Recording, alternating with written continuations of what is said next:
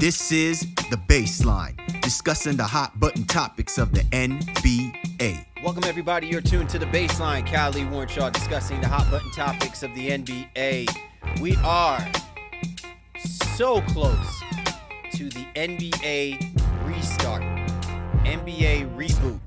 I mean, you can hardly keep it together, right? Like, I'm sure everybody is uber excited. So excited that we are just absolutely in a frenzy, trying to remember and figure out where the NBA left us at prior to this pandemic. But fear not, we've been just throwing out so much content, discussing so many things going on in the association that it's kind of like, you know, we never really left, right? It's kind of like nothing's really absolutely changed except for the fact that games haven't been played. So we're hoping, obviously, that we get ourselves to a point where once these guys get on the court, once the cameras are rolling, and yes, I know it's going to be different because there won't be people around cheering and yelling loudly at said venue or arena, but I just think seeing actual bodies is going to be a good thing for the average fan. Maybe even for the NBA players themselves, it's going to be good because that does give a little bit of sense of normalcy. We can only hope that all of these things fit in properly. But in the meantime, we still got to be talking about them teams that won't be participating in this reboot. So let me go ahead and roll out the red carpet to my man, www.shawsports.net, Big Kahuna PNC, my brother, Mr. Warren Shaw. What's good, man? Another scorcher out here up in Jersey. I can only imagine how bad it is down there in Florida. South Florida remains hot as always, so I'm glad you're joining us here in the fray of the summer blazing heat in general. We're always about participating here in you know what I'm saying, in the Garden State. Yeah, unfortunately, it's not doing enough to burn this coronavirus away. Unfortunately, I wish that was really kind of what this at least to be, you know, some benefit to it. But in general, man, we're continuing to push along, and as you alluded to, final two teams, you know, who are not joining the Orlando bubble in the restart. So our autopsies are going to be done here for a little bit. Yeah. For the time being. But that doesn't mean that, you know, we won't be back in the lab retweaking and reworking it so that when we do bring you the autopsy report, it will be bigger, better, and deader than ever for our fans and listeners. So, but in the meantime, we do have two teams that we will definitely focus our attentions on, and that being the Chicago Bulls and the Charlotte Hornets. And as always, we appreciate our listeners for hopping on board with us. We hope that everybody has enjoyed a lot of the stuff that we've been doing, especially the great interview that we just recently had with our man Bonzi Wells, aka the Black Fonzarelli. I mean, it was just a great opportunity to sit down and talk with a real brother who did so much for the game, but has also been doing so much for the community after the game itself. And to have him come on board and collaborate, talk about the new ventures with him and his collabo with Rasheed Wallace and our man Gerald Brown, it's just been great. So as always, we are trying to roll out that good stuff, and we appreciate you guys rolling with us during these times, and we'll hopefully continue to keep doing it as we move forward. Be sure to get my man Shaw at Shaw Sports NBA, get at me at Game Face Lee. The show's Twitter handle at NBA Baseline. Available on all the major platforms you use to listen to your favorite shows. So as always, we encourage you to locate the Baseline, add us to your playlist, and allow us to be your go-to resource discussing all things happening in the association. You know how we do. You know how we roll. Let's do a little autopsy here on the breakdown. Time to break it I down. put you down, put the bone gristle. They're dead. What? Who's dead? My team is dead! They knew we were coming, man. They knew we were coming. They're dead! They're all dead! Once again, another edition of the Autopsy Report. Callie Warnshaw of the Baseline NBA podcast. And we are going to be discussing two teams that, again, have very disappointing seasons. They will be, you know, watching from the outside, looking in at the rest of the remaining 22 teams that will still be participating in this 2019-2020 NBA season. And listen, if there were any concerns about whether or not a team like the Chicago Bulls, who will start first as part of our autopsy report for this week, if there's any hope a semblance of hope that this is a team that sees something promising, sees a future, a path forward to being able to compete with the Milwaukee Bucks and the Indiana Pacers, even maybe the Detroit Pistons at some point. It's hard to say when that will be because this team has been mired in so much management controversy. And, you know, you can make the argument, Shaw, that while they amassed a 22-43 record prior to the pandemic, it's kind of hard to see whether or not this is a team that really believes in its organization to help them believe in themselves, to improve the talent and to improve just the way that they want to be perceived and how they operate right now in the current climate of the Eastern Conference. Chicago has been one of those franchises traditionally that obviously people want to be good, and they've shown flashes. Things have not gone well. We all know since the Derrick Rose days, even with Jimmy Butler there for a while, and they were pseudo competitive, I think, under his regime and on his reign as their kind of lead dog, if you will. But things have just not really gotten to the point where Chicago can be happy. And as you alluded to, a lot of unrest, I think, in the front office management, and now that's gone. You know, Gar Forman and Paxson, they're all out of there. Brought in new leadership. Denver, traditionally a very well-ran organization. Ryan Carcinovas, and he's here now. Still not quite sure what the future is of Boylen as the head coach, and I'm sure we'll get that answer obviously before next season, resumes, if you will. But at the end of the day, that's where it all starts. Like Chicago just hasn't had the front office leadership that kind of had the right direction and right way and mindset to build the team in the way that it needed to be built. And so they have some nice young pieces. And we can get into that here a little bit. I think obviously with Zach Levine and Lauri Markkanen, even Chris Dunn a little bit, and Wendell Carter Jr. and the guys that again they're excited about. But are these guys going to be ultimately winners? And there was a lot of hope about Chicago coming into this previous season or whatever, I guess this current season, that they could at least be competitive for a playoff spot. But that ultimately was not the case. And sure, they have some deficiencies, but all is not bad here. And I think Zach Levine is somebody who they can build around in a way, I think, in the interim time, and then, try to add some pieces around him that truly make this team special at some point. All right, before we start talking about the young talent, Shaw, I want to kind of get the whole thing about Jim Boylen out the way, right?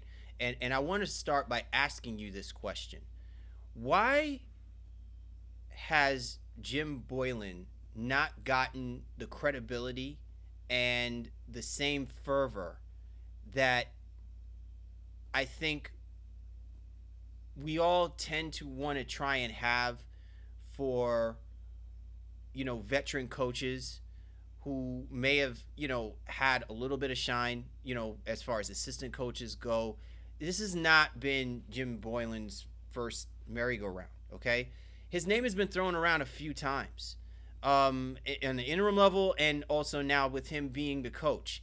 And I just get the sense that no matter what Jim Boylen does, okay, there just doesn't seem to be that level of respect that I think he needs to attain or needs to garner, no matter who he coaches. There's still something lacking in that respect level of him being a good coach, and that guys want to buy into what it is that he wants to show them, wants to teach them, wants to instill upon them to be successful. Why doesn't Boylen have that same kind of clout, I guess is what I'm saying, given the fact that his name always seems to come up in certain, rumors, but never is validated even with the few opportunities that he's had to coach? My standpoint or viewpoint specifically on it is that he's like an old school Tibbs, and Tibbs is old school to begin with, but he's going back to a time and place in today's NBA that no longer really resonates with the guys that are playing in the league right now. So if you're talking historically, I can't answer that, but I know what the issue is currently right now in Chicago and how his message just does not seem to resonate with the guys that are on that roster. And it's funny, it started off really, really, really rough. Then it seemed to kind of go away a little bit. They were starting to hear him out. Then there was another blow up, and it's just like these ebbs and flows that continue to happen. There was another point this past season or this season where he called out Levine, and Levine then responded with a 50-point game and game winner and things of that nature. And I think that was actually against Charlotte. So it's an up and down situation for him specifically, trying to relate to this younger generation, if you will. But I think that's why ultimately his days are probably numbered. And I would be, I don't want to say shocked, but I'd be surprised in some ways if he was the head coach going into the 2021 season that's upcoming, because just too much has been going on. And as you often allude to, when you hear these things about coaches and have they lost the locker room? Are they the guy that's going to be there long term? Once that doubt creeps in, then it's probably time to cut bait. And Chicago hasn't quite done that yet, as they've tried to get the rest of the front office and executive administration kind of in order. But I feel like that hammer is coming down at some point on Boylan. Yeah, and again, we're not trying to say that Boylan is not a legit coach. And again, for all we know, he could be a legitimate coach for a team that may have just enough veteran players that he can facilitate his voice to and get them to talk to some of the younger guys, or the veterans can act upon more of what Boylan is trying to instill as far as with the team goes, and thus helping to build out the culture a little bit better. There's more, and again, we're not saying that young guys don't have maturity. We're saying that there clearly is a disconnect, and because to your point, Shaw, if Boylan is an old school kind of guy, you just disregard those guys or you reprimand those guys, and sometimes that just isn't going to fly if the expectation is that you're trying to get wins, right? You're going to need these young guys to win. So that being said, let's go ahead and transition to some of these young guys that, we were just alluding to and talking about. I find Zach LaVine to be a very interesting study in that you can be so talented and raw, right, with that talent that it almost seems tantamount that he needs to be in the right situation to be able to harness that freakish athletic talent and combine that with steady,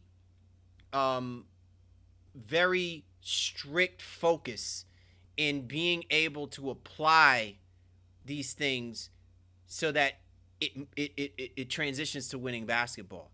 And it's tough because he's playing at a position where, now they may move him down to the 3, but he's really a 2. He's in a place where the focus I think that they would like to have him at is just go and get buckets. Let's figure out a way to go and get you buckets. And it's difficult because, he can't do that on his own, right? He's going to need to rely on his backcourt to get him in a position to get better and easier shots while improving on his game. Do you really see him as being a cornerstone type of player? Not someone that we're talking about you build around, but continue to build up. Are you seeing signs where he's trending upward to being a reliable player that's coming in and moving the Bulls a little bit closer in that level of competitiveness and being in games on a nightly basis? The short answer is kind of yes for me. I think because you prefaced it by not necessarily building around. I don't think you can win if Zach LaVine's the best player on your team. Like I don't believe that. But if he is your second best player, I think he's shown enough maturity that he's growing, and it would be a great conversation at some point for who you got. While I tend to believe where I think most people will go with it, but what's the real difference right now between Zach LaVine and Devin Booker? I think LaVine is probably not as obviously as great a playmaker as Booker, and some people would just like Booker better. But I think LaVine, the way that he really has matured. Sam Mitchell can't stop gushing about it. Anytime you talk about LaVine, like Sam Mitchell is the first one to come to say, and this young man has gotten it. And he's grown offensively. We all know he's not just a dunker anymore. He takes winning seriously. He is mature. He shot close to 40% this year from 3. Yeah. You know, Yeah, like he so, and wants. that's And really when the good. coach calls him out, he takes it seriously. He's like, "Yo, f you! Like I'm trying to win," and he has that dog in him that I don't think a lot of people give him credit for having. And that's why I feel like he can be somebody that is a legitimate major part of what you're trying to do, within an organization. And sure, we don't know what that ultimately means, if that means championship level. But if you're trying to be a competitive team in the Eastern Conference, making the playoffs, and then ultimately getting there. Yeah, he can't be your number one, but he could potentially be your number two, especially as a guy who's going to give you 25 points per game. Yeah, and he's only 24 years old, right? Um, Yeah. so you know you're catching him really at in his prime, in his not even close to his peak. Um, I think what's also interesting as well, and we can transition now over to Lauri Markkanen, is how much the Bulls organization wanted this to be Lauri Markkanen's team, and I think you have to have a very serious conversation that if you're trying to build this team with confidence, are you building this around the belief that when it's all said and done, Zach LaVine probably is going to be your most effective scorer and maybe your most effective voice in the locker room, while Lauri Markkanen's focus needs to be on him being able to, one, live up to the hype of being a first round draft pick, and two, really elevating himself, much less in the same way that we talk about Domantas Sabonis, right? Where it cannot fully be about Markkanen, being this great international success. I think he needs to really focus himself on being the most effective starting forward in the NBA first. Because if he doesn't get that right, he's going to probably find himself riding the bench for not just the Bulls, but for a lot of other teams. Because even though he's very young, Shaw, I don't know if I've really seen anything from him in the first couple of seasons, and I'm not counting the fact that he's been injured, but I haven't seen anything that has made me feel like he's taking steps forward for us to talk about him same way that we were trying to talk about Porzingis. The same way that we kind of talked about Sabonis. He hasn't even taken that type of step yet. And even though he's young, I'm a little fearful that we're overhyping his importance and he is underperforming on his own. And that's going to cause problems. Well, if we're gonna let's take this year as kind of the starting point for some of this, right? So he had, I think it was some sort of like a neck or elbow injury. I can't remember. He had some sort of injury that was kind of jacking him up to begin the year. Then Boylan wasn't deploying him right. Had him kind of running to the corners to be kind of a spot up shooter. Wasn't getting great post up opportunities. Kobe White comes into this situation, and as a rookie, he's coming out here and trying to dominate the ball at points too. He started off really really hot. Outside of Markkanen's first game of the year, we had like I think 30 and 15 or something crazy in that line. He really underperformed throughout the course of the year. Again, kind of outlining the reasons that I just said. Between the injuries and how Boylan decided to deploy him ultimately. But all that is not on Boylan. Like, listen, Markkanen, he regressed, a lot in year 3 here. I think, the rookie year was solid and kind of came on the scene and didn't expect it. Then year 2 was pretty good after he battled the injuries. And now we're at this point now, like, what the hell was this? And sure, LaVine is a strong personality and is ball dominant and obviously takes a lot of shots, but Markkanen was not demanding the ball, and I think that's your point. Like his level of confidence seemed to be shot from the very beginning of the season, and he was never able to regain his footing in that aspect.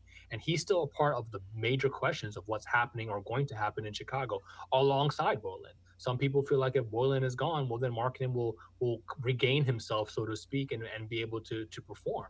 And some people think it doesn't really matter one way or another. And Markkanen may be on the block, but like there's trade rumors already circulating around him, and that to me is insane.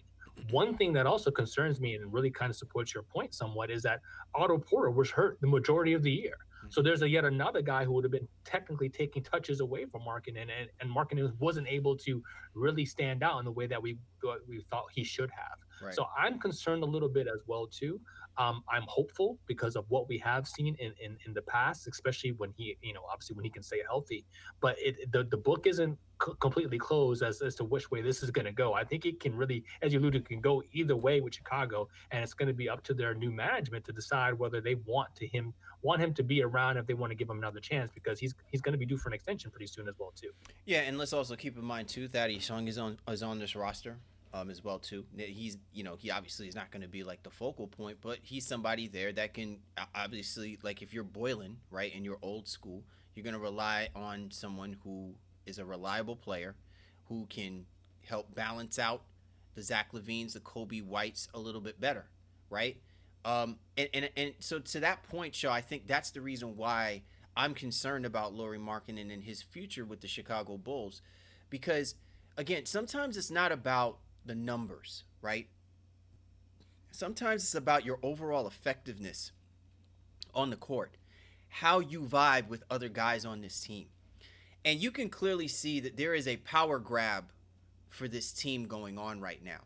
It's not something that is, even under Boylan, there is a power grab amongst the players for this team. Remember, Zach LaVine has come out and he has asserted himself to saying, when I'm healthy, I want this to be my team, right? Kobe White has come in from North Carolina, prestigious program, usually one of those kind of guys that, like, they want to be front runners, right? And you can clearly see in his game, he wants to take over. He wants to be the focus for Chicago. And I'm not saying this to be in a selfish kind of way. This is a good thing. You want someone to kind of help the Chicago Bulls kind of step out in the light a little bit and see that you got some guys who want to be front runners. The guys that I worry about are the Wendell Carters, the Lauri Markkanens. You know what I'm saying? Because these are guys that, to me, in the grand scheme of things, with the way that the Chicago Bulls organization really hyped these guys up, their voices seem very small, right? And if they're not going to be front runners, right, then they're defaulting the fact that their play is going to have to do the talking for them. And so when you see the numbers that these guys are giving you so far this season, it's not encouraging on the idea that no matter what happens, if Jim Boylan is no longer the coach, they're not going to be completely worried about, who they're going to have in there, because they've already got supplemental, quality players, maybe not over the top players, and certainly maybe not players maybe with the type of upside that they're looking for from Wendell Carter and Lauri Markkanen. But if in the end they're like, you know what, they're just not fitting in with what we want, we can move from those guys. It's the focal point of the guys who are actually wanting to be down to run this. We have to focus our attention on, and that's what you could kind of hope for if you're the Chicago Bulls. And again, if you're Lauri Markkanen, do you really want to be in that space where your numbers are going to have to tell them how important you really do want to be to this team? Because 14 points per game for a caliber player like Lauri Markkanen, to me, is a little bit disappointing. He should be somewhere 17 points per game easy, but we're not seeing that. And I think part of that is because he suppresses himself. He doesn't want to be right in the throes of that competition. And I think guys can smell blood in the water, like we talked about from teams last week. When you smell blood in the water, they go for it. We talked about that with RJ Barrett and the dynamic with Julius Randle. No different what we're seeing right here with Lauri Markkanen. Yeah, I don't disagree there, and it can only, in theory, can only get worse because presumably guys are going to come back, right? Right. Especially Otto Porter, even Denzel Valentine. But I guess they have to decide what they're going to do with him contract wise as well too. But and those aren't players that should be impacting market in exactly in the least. Exactly. Yeah. But I think what ended up happening, especially from a rebounding standpoint, is that Wendell Carter decided to take a little bit of a jump, and almost grab 10 rebounds a game. So Markkanen felt like, all right, well, he's got it. He didn't need to go down there and bang as much. And I think there were times where when he was on the floor with Carter, he just let Carter do what he needed to do down there. He didn't try to go there and really help on the rebounding side. So I don't know if that's even another rotational switch that Bolan may need to make, and does Markkanen get more touches and more time off the floor with Carter? And maybe he's playing exclusively at the 5 spot some, but I think those are some of the issues that Chicago's ultimately going to need to decide it and figure out, because they're not terrible defensively. They're like 14th or 15th in terms of defensive rating, but their offense is horrendous. Like Exactly. they just cannot score really outside of Levine and White, and that's when if White is hot. He definitely had some flashes this year, but when he was cold, it was brick cold and Yeah, man. nothing you wanted to see. So, and then you have guys like Chris Dunn on the team, things like, again, people are not offensive minded type individuals. Even Satoransky, again, solid dude, but he's more trying to facilitate as much as score. So they've got to find ways to get better scoring, better playmaking on the team as well too. And a lot of that, not the playmaking, but definitely the scoring, can come in the form of Markkanen and being more aggressive and just less egregious when it comes to being aggressive on that side of the basketball. Absolutely. And so not only do they need play creators, more play creation, let me put it like that. And that may come, in the way of, Kobe White taking a step up, maybe the return of Chris Dunn. We'll talk about Dunn in a second. Satoransky, as you said, is a good facilitator. Arcidiacono, him as far as being able to help out the team. I'm going to say this, Shaw. This may be one of my, kind of mild conspiracy theories. I honestly feel like Markkanen is going to probably trend in the way of Domantas Sabonis, where he may actually wind up being a sixth man type player if he continues to play with the Chicago Bulls. I don't know if whether or not, he wants to be a starter for Chicago, and if he goes elsewhere, he may, find, his game, so to speak. But I think if you are the Chicago Bulls, you may be more pressed to have him coming off the bench like the Oklahoma City Thunder did with Sabonis, and how the Indiana Pacers continued that when he came over to Indiana. You know what I'm saying? Like, I would not be surprised if Markkanen is trends in that kind of way as far as his development goes. It's not to say that he's never, he would never be a starter, right? He still could probably be a starter, and we'll really see what the makeup of this team is going to be in this offseason going into next season. But I think that if this continues to trend the way that it's trending, don't be surprised if you see him as someone who primarily comes off the bench and really helps out the second unit so that he can find confidence in his game. And at that point could probably be a middling type of player where they may start him sometimes, but they may more rely him to be someone to be of their sixth role, to come off as a sixth player. I think in some ways, from the Chicago point of view, that could be disastrous on its face. But it's one of those things, like, if you try it, then it ends up working, then, hey, you know what? Hey, we're genius. It's interesting with the Sabonis thing, because Sabonis played his way into the starting lineup this past year in Indiana and had a career year.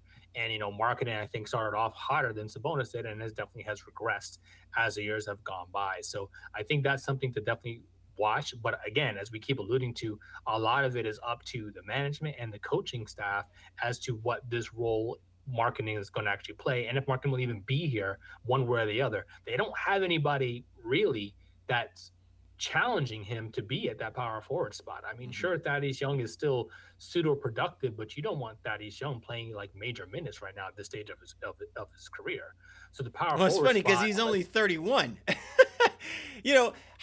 My God, man, Thaddeus Young is that dude, man. We keep talking about him like he's been in the NBA for 20 years. And then we look at the guy's age, and he is about as old as Durant. You know what I'm saying? And we already got him, for spare parts. He's like, but they brought him in really to be kind of a support piece, and then right. No, I think you've gotten the Philadelphia 76ers, the Brooklyn Nets have gotten really the best of Thaddeus Young. All I'm saying is that at 31, he is about as reliable as you can possibly have a veteran forward player. He's really a security blanket for Boylen, because if Boylen cannot get Markkanen, cannot get Wendell Carter to continue to take elevated stages, he can always fall back on the Porters and the Thaddeus Youngs to at least look like a team that can be stable. Not necessarily good or great, but just be stable. And that to me is what's so funny, is because when we talk about Thaddeus Young in that kind of way, we think about him as like somebody that really should be on the outs. But at 31, he's still got years on him, and he has been a very reliable player. Just don't expect him, to fill in gaps where you have players that should show more than better potential than relying on the idea that you have Thaddeus Young to lean on your roster. Right, that's the last point right there, really and truly. If Young is pressed into service because your young guys are underperforming, then that's not a situation you want to be in. But again, like you alluded to, an old coach like Boylan is going to love to rely on veteran guys, especially a guy like Young who's going to adhere to defensive principles and not really worry about so much getting his shot and can try to go off the glass and maybe get some offensive rebounds and putbacks. Like that's a Boylan type dude. And, I think that's why, outside of the injuries, why Young saw as many minutes as he did, and then ultimately was not traded, even at the deadline, because they were hurting, first and foremost. But hey, he was giving them something that Boylan seemed to like. But again, it shouldn't be that with the young talent that's on this roster. And sure, if Otto Porter's healthy, you can try to play him at some small ball four as well, and again utilize his length, in that aspect. But all those could be like major problems for marketing when it comes down to his ultimate future on this roster. If that's the route that they decide to choose, that hey, we'd rather deploy Thaddeus Young and Otto Porter out here, and then bring you off the bench or not have you at all, then yikes. That's just not a good look for anybody. All right, final thought before we take our attention now, zip up the Bulls and then focus our attention on the Hornets. Chris Dunn. We didn't really talk too much about him. I'm really concerned, Shaw. I really had high hopes on Chris Dunn. I really thought that he was gonna come in and probably just make like a hard, like he's like one of those hard hat type players. Is gonna come in and make an impact. I don't know how much more of a toll that these injuries are gonna take on him, per se. I know that it's certainly thwarted our ability to buy into how good Chris Dunn can really potentially be in the NBA, and more importantly for the Chicago Bulls. But what do you do with a player like Chris Dunn? Because it just doesn't seem like he can find his footing, and his footing can be consistent, not just helping the team, but just being, in the relevant space of players who continue to, you look at and want to continue to hope for an opportunity for him to actually get playing minutes and get a little bit of shine. What are we talking about now with Chris Dunn? So I'm going to talk about Dunn in a second, and I just want to mention a couple other points about them and kind of even relate to how Dunn relates to some of those points. So when you're looking at Chicago, this past year, they were one of the worst teams, especially in the second half of games. Like, I think they were like 25th in second half scoring. So they just weren't really able to close all that well, but they were one of the top teams in points in the paint. So guys like Dunn, who kind of are more known for slashing as opposed to, shooting jumpers, that's where he's got to find a way to be better offensively. As we alluded to, Chicago needs that on all sides of things. However, he did find a role later in the season after kind of being out of the rotation some, especially after Kobe White outplayed him to begin the year, where they deployed him at the 2 and at the 3 spot. And he was able, because he is a dog defender defensively, he was able to get some minutes and really help Chicago in that area on some sides. But again, because it was like an offense, that slowed things down for them in second half games where he was getting a lot of shine. But I don't know what they're going to do with him. His contract is up. They didn't offer him an extension because they wanted to see how this year played out. And again, he played well the latter part of the year. But they've got to figure out what's going to happen now. So do they do the the bird right extensions, if you will, and just say, I was like, all right, well, whatever, we'll give you a customary contract, or do they let him go? And can he get something else out there on the open market? There's no assurances with Chris Dunn coming back to this roster right now at all. And I think that's a shame, because I think we all wanted him to be good. And, coming from Minnesota, coming out of whatever UConn and then getting to Minnesota, and then now obviously going to Chicago, where things have not panned out for him just quite as well. You're not quite sure what his future ultimately is going to be in the NBA, let alone the Chicago Bulls. Well, you can only hope, that he still is going to have, he'll have standing tenure, right? And will be attractive, excuse me, to some of the other teams that are out there. I mean, it's going to be hard pressed for me to see him in a starting role, but you'd like to probably see him restart himself back, again, as a legitimate role playing type of guy, and seeing where that leads him. Again, young player. And certainly these injuries that he has suffered over the last few years has not helped his ability to maintain. You got to start wondering though, Shaw, like when you look at some of the other teams that are out there, where is there room, to fit a guy like Chris Dunn, other than the teams that he's already had an opportunity to play in Minnesota and with Chicago. It's like the well is running dry for a player like him. So it'll be interesting to see what happens with him moving forward. I would like to think that maybe the Bulls should still consider it, but given what they're already dealing with and given the emergence of Kobe White, it makes him expendable. So we'll see what happens. You're tuned to The Baseline. Cal Lee Warren Shaw discussing the hot button topics of the NBA as we continue our coverage of the Autopsy reports. And let's focus our attention on now to the second team that we will be discussing, and that will be the Charlotte Hornets. Charlotte Hornets, prior to the pandemic, finished the season with a 23-42 record. And I think the bigger news about the Charlotte Hornets, Shaw, is the fact that they have Mitch Kupchak as their executive.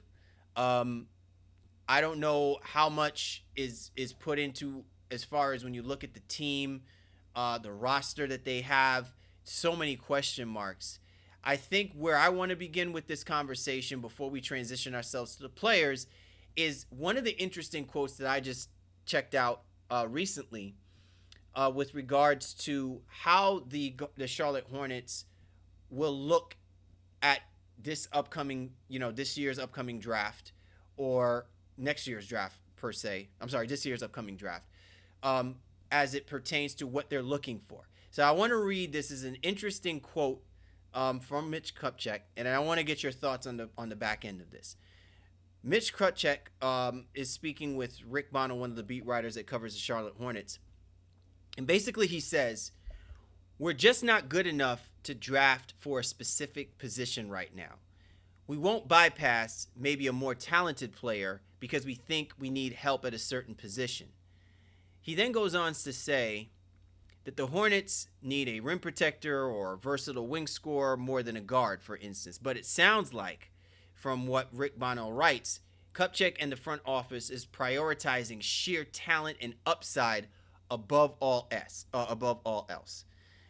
So Shaw, hearing something like that from a guy like Mitch Kupchak, not saying that we're trying to take the air out of our man, slick partner and his finger on the button all the time, but does that kind of give you that feel of that blow-ish up mentality, because it's about us getting the most talented player that's available to us in the upcoming draft? Well, yes, in terms of the theory of it. The no is I don't think they have guys that are attractive to other teams. Like when you blow things up, it's like, hey, you want to maybe try to sell off parts, and I don't think their parts are all that attractive to the rest of the NBA. So, that's going to be a very interesting be like, dance. blow it up, but make sure everything, don't blow everything and break it up. Like, you know what I'm saying? Make sure that the parts look like they can be spared. if that's what the idea is. But let's take it seriously, right? Who on this team? So let's say he's obviously saying nobody's untouchable, right? Mm-hmm. But for argument's sake, all right, you want to keep Devontae Graham. You want to see kind of what he looks like, moving forward. They were obviously not as impressed with Terry Rozier coming into this situation. So who on this team do you want outside of Devontae Graham? Like, consider the contract, consider the years. Who is attractive to you? And I me. Hey man, I love me some Willie Hernan Gomez. So I joke. Yeah, I know. So Free Willie. PJ Washington had a good year, as a rookie, and came out as a guy who was able to shoot the NBA three, pretty consistently at that spot. Bridges didn't quite have the year he was hoping to, and maybe that's because of the impact Washington ended up having. Those guys really kind of canceled each other out, I think, at times. And then Rozier, again, he just struggled. He just struggled. And Batum is just dead weight at this point. He's gonna opt into that $28 million, and then it's gonna be what it's gonna be. And the rest of this team is just kind of looking like, all right, well, Cody Martin, like, I don't know, like they did better than I thought they were going to do. I think, admittedly, and really I put that all at the feet of Devontae Graham, who I did not expect to be the player that he was this year, like not even close to that. He was not a factor on anybody's radar. But off the strength of him, this team really did kind of underperform, in its totality. And Graham's presence impacted Rozier and what he was able to do. And Graham had played so well that they pushed Rozier to the 2 guard, and then that impacted other guys like Monk and Bacon, who thought they were going to have the years that, that they were looking for. So ultimately, this Charlotte Hornets team is just, again, it's an uneven roster with not a lot of really, really sexy talent. And you're hoping guys like Bridges and Washington can just get better in general. But to me, looking at the draft, nothing should be off the table if you're Kupchak and the Charlotte Hornets, because you just need everything possible, and then you got to figure out how to make it all work. Well, basically, what you were just alluding to is, if you blow up the scrapyard, basically it still looks like a scrapyard. Right? Like there's nothing, that changes, what you're going to try and plant seeds to hope to grow, right? So they have to change their approach about what they want their yard to look like before they entertain the idea of blowing it up. So I get I get that part of it. And I think what's interesting, Shaw, is you look at this roster and, this roster is screaming for an identity. I don't think you were ever going to get that when you got Terry Rozier. Terry Rozier is a solid player, and I think given around other parts, we could kind of see where he is. Devontae Graham, I think, is a dynamic type of player, and he has potential to continue to grow on top of that. Whether or not he is essentially, the quasi replacement for Kemba Walker, I think if you're the Hornets, you don't want to try and trend down that road, right? I think you want to get beyond the idea that, you had someone that really represented, Charlotte under the circumstances that they've been under for the last few years. But I think you need to definitely look at yourself in a completely different light and reinvent the way that you want people to look at this team. Now, one way certainly is that, here you bring in an international-based coach in James Borrego, and he really doesn't do anything for this team that allows them to represent what would feel like the international game, because offensively this team just is just porous in about every conceivable offensive category you can think of. And I think if you've got dynamic players, that you can work with or you're trying to work with, then you need to, I guess, figure out a way to take the cuffs off. And I don't know how you're going to be able to do that. You have a young enough roster, even if they're not talented enough, Shaw, that they should still be playing more up and down basketball, because defensively they are not particularly great either. So I don't understand why you just would not allow these guys to just do their thing more offensively, rather than, allowing them to play at such a slower pace, not a whole lot of ball movement. So to me, I like to see these guys kind of get up and down the court a lot more, even at the expense of them just allowing teams to score on them more.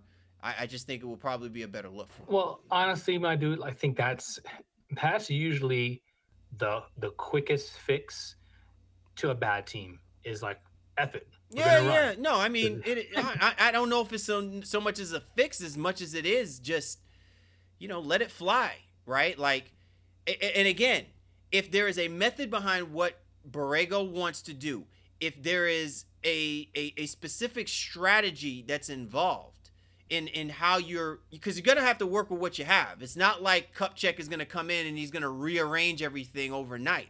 This seems to be a very slow, methodical process. And even if Kupchak is coming out saying, well, we're going to go and look at, the most talented player. We're not necessarily saying we got to fill in a need here or there. What he's basically saying is that everybody's pretty much on the same level, right? Like, even with as great a season as Devontae Graham has given you, Kupchak is probably thinking, can you give me that for 2-3 more years, right? Where have we not heard that kind of thinking before? Especially with Kupchak. So my whole thing is, hey, if you know that these guys, no one person is going to be better than the other person, why not just let these guys run loose? Like, just let it fly. See who really wants to be the alpha on this team. All right, but I still think there's just such a talent disparity Yeah, I on know. this team. I know. For that. So, it's rolling the balls out there and trying to do whatever, and it's like, all right, well, we're going to shoot a bunch of threes, we're going to get up and down, try to do some alley oops and things of that nature. And I don't even know if the talent is even there to do that. They have a lot of, in some ways, unathletic guys too. With the exception of Bridges, there's really not a whole lot of great athleticism on this roster. Biombo is also going to be a free agent, but Cody Zeller, like, come on, bro. Like, it's not their preferred. Okay, but then right the now. fact that they are hampered with this contract by Batum, right? I mean, and we've talked about this before, Shaw. Sometimes, letting go may be the best way to move forward, even if it means that it's going to hurt real bad in the short term.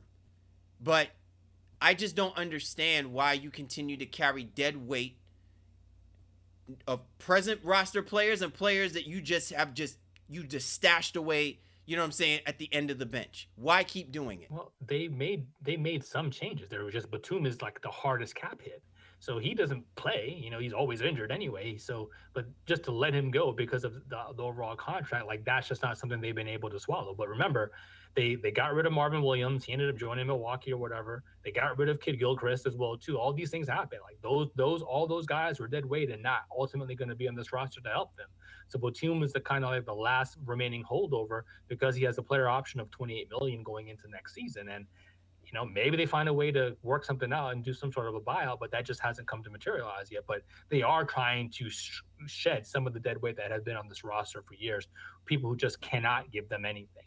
But they're still left with the roster that is still uneven and just not uniquely equipped to compete in today's NBA. They're in the bottom third of like almost every single offensive and defensive category. As you alluded to, last in pace, next to last in offensive rating, 24th, I think it is, in defensive rating. Just nothing they do really is good on any side.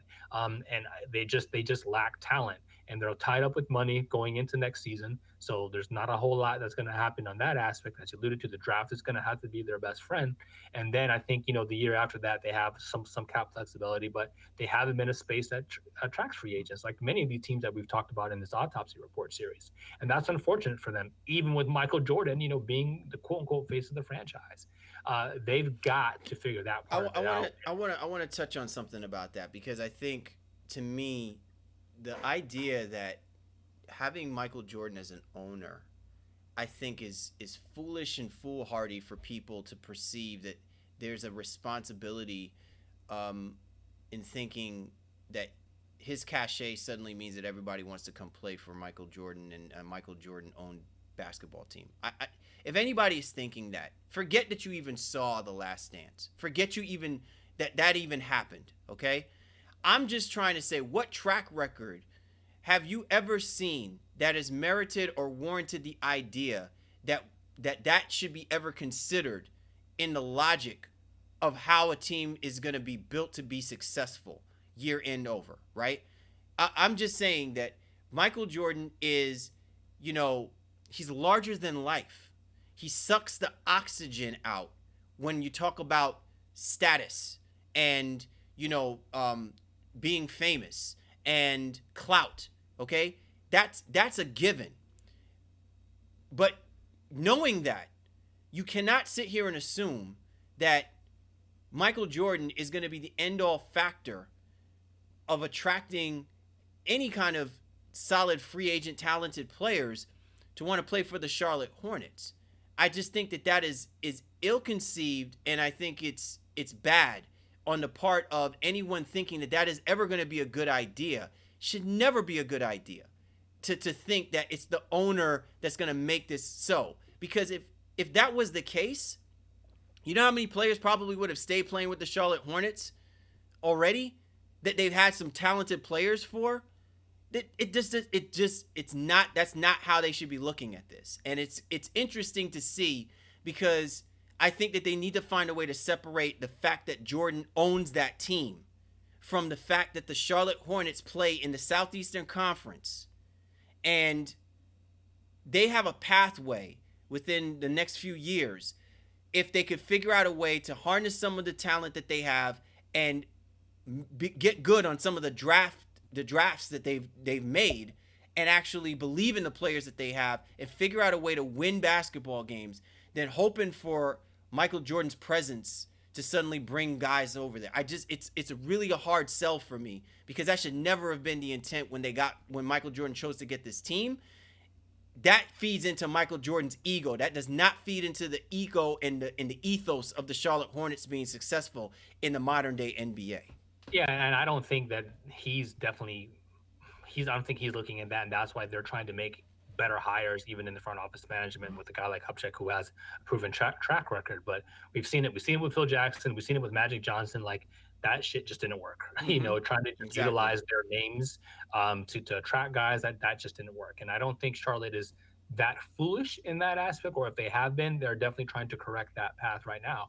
But as I alluded to, they just lack overall talent, and they lack competitive spirit. Like, this team, not only were they, bottom third in offense and defense, but they were 27th in point differential. That means they got their proverbial asses kicked on a regular night basis. Like, once the game was out of hand, and like those guys slumped their shoulders and then just started chucking, and nothing was falling because they're just not talented enough. Mm-hmm. So they got to get guys who give a damn, who really want to fight more, really and truly, and have that type of character to them, to help build a level of competitiveness around this team, what Borrego wants to ultimately do.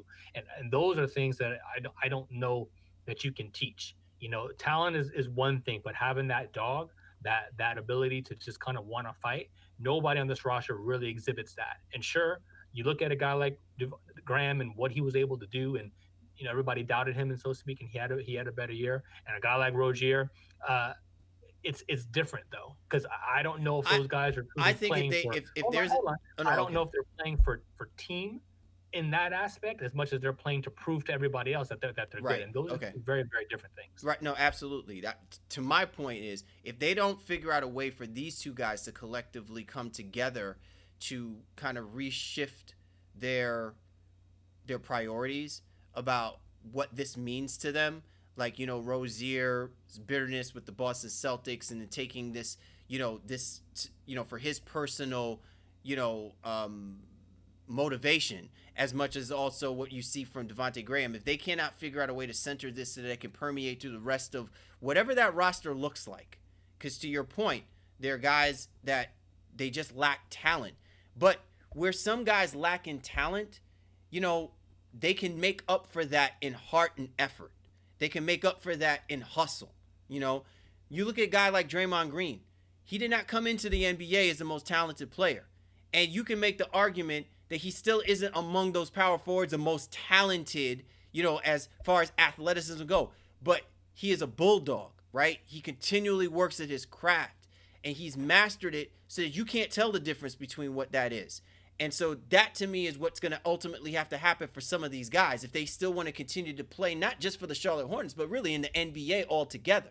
Right now, what's holding them together is the fact that they're playing with an organization that still doesn't know who they are and what they want to be. So they're comfortable in this space. They're comfortable in this spot. But once the number starts getting crunched, guys are going to probably start getting moved. And when they get moved, they're going to get sent to a different destination where their talent level now comes into play and will be compromised because they cannot play to the level that some of these other guys are already playing at. And now where will their contributions be? So I completely agree with you on that particular point. Didn't mean to interrupt you on that. No, it's all good. So ultimately, what I'd love to see is obviously, sure, more growth from Graham and him taking another proverbial step, if that's even possible, because it's just nobody saw what he did coming in any way, shape, or form. Rozier understanding and embracing more of a team-oriented game where he can help facilitate Graham and get other guys involved. They need Monk and Bacon. Like those are two guys who they want to be elite level shooters for them. So can they take steps up to really be something? And then they got to figure out ultimately what happens with Hernan Gomez. Who they got in the trade, and do they re-sign him and do extend the qualifying offer and then make him a part of what they ultimately want to do? Zeller had some flashes, at least statistically, I think, for them, and is a solid pro. But I like Zeller. I just don't think he can be your starting center even on a playoff roster. So a lot of questions, I think, for Borrego and Kupchak and Jordan ultimately, for the Charlotte Hornets team. But they have some guys who, like you alluded to, they don't have to be superstars, but they can be superstar role players and get better and then be more competitive, on that side of basketball. Like that to me is something that you can always control your effort. And I don't know that they've had that level of discipline within them to be able to do that. And that's why they got their ass kicked so many times this year, when they necessarily weren't as bad as even as I thought they were going to be. But when they lost, they really lost, and those are things that just can't be in today's NBA. You have to be competitive to the end.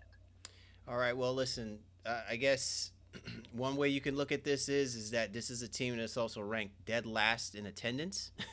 So not even the Charlotte faithful is truly buying into this product right now. You can only hope that, these guys, they look at that, they see that statistic, they see that number, and they may recognize that it's not just about whether or not you're winning and losing games, it's how you're losing those games. And I think it'll go a long way going into next season, about how they need to stay competitive for the full 48. So it'll be interesting to see what these guys do moving forward. Great show altogether, Shaw. Great discussions talking about the Chicago Bulls and the Charlotte Hornets. Definitely teams that have a lot of work ahead of them. And even though those guys amassed 20 wins each this season, you look at their roster and you look at their statistics, and, you might even say to yourself, you know what, some of those wins, empty calorie wins, you know what I'm saying? So it's like they got a lot of work to do. And if it doesn't catch up with them now, I think it will definitely catch up with them in the next couple of seasons about how bad this team may wind up being if they don't turn things around. All right. And I think if you're looking at both of them, Chicago is in a better overall space until we see what Charlotte's draft pick ultimately looks like this upcoming fall. But Chicago, to me, has a little bit more swag, market-wise as well, too. But just even with Levine as a guy who can, at least he can sell some tickets, right? Nobody in Charlotte, as you alluded to, nobody wants to come and watch any of those guys. As great as a story as Graham is, and, Rozier can score a little bit as well, too. There's just nothing exciting about that team in that roster, even with Bridges, being a high flyer, if you will. So they've got to figure out how to market that team as well, too, not just for their fans, but ultimately, as you alluded to the rest of the NBA, and when guys do become free agents and Charlotte has money, all right, hey, you know what? Do you play a brand of basketball that is exciting and extravagant enough that I may want to come there and lend my services to? So Chicago's in a better spot overall, but I think Charlotte has the makings, at least with Kupchak involved, at least for right now. You just hope the game hasn't passed them by, so to speak, to try to turn this franchise around and get them in the right direction. All right, well, there you go. We done zipped up those bodies.